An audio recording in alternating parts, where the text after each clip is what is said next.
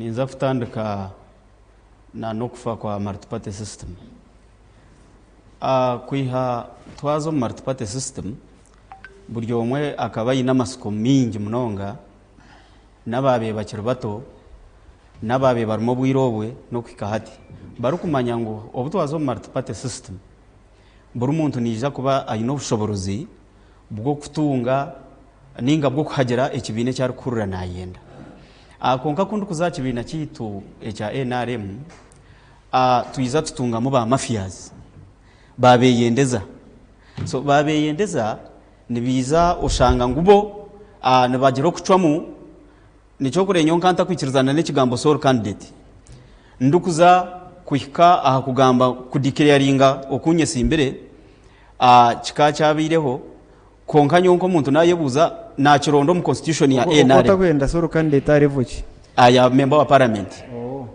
Yes, bataka kwitegereza ndukugira omuntu wena tarukubasa pora ryahana handika notes. It is okay. Ataka kwa report kine buzubu ebine bigambo byanje kandi ni bigambo tayari. Okay, so nyowe aho wabatakwenda sole candidate nyowe nkanta rukwenda sole candidate MP wa Kabora. Exactly. Okay, so kuna achurire so pore notes na reba ngu mwana tafu ntwikiriza netwikiriza ngu omunya Uganda wena na member wa NRM asheme kuba natunga obugabe oburinko bw'abandi okubasa kwesimba.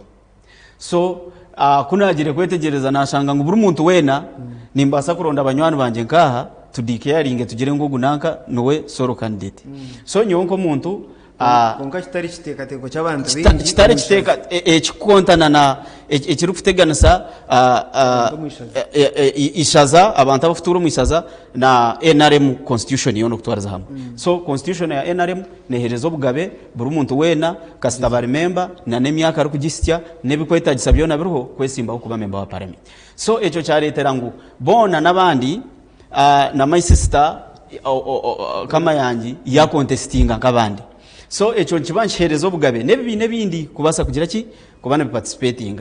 So ekizire kikabamu no kugira ngo abantu abari kweyendeza nibiza bateka mu bindi ebyo kugira ngo babase kushisha akaruru. So echo kizire cyanyamba kugira ngo nyo nkikirizubwa na participating na nabandi babe barumu.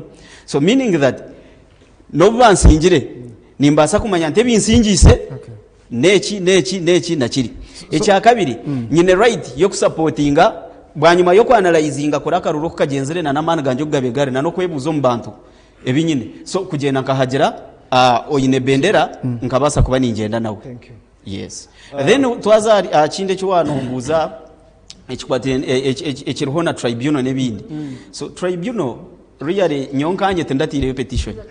Abwenje ntaratire petition number 1 nkani ndeba expense eyaberwaho enshohoza ekabiri nyingi munonga erikubaza. In fact I predicted ndukuteka tekante na nazoku nimbasa kushanga obundi embozi zirikushana na neze because omuntu wakusingira hari nabayine right yo kusingira kuriya omuringo gono gurukubasika.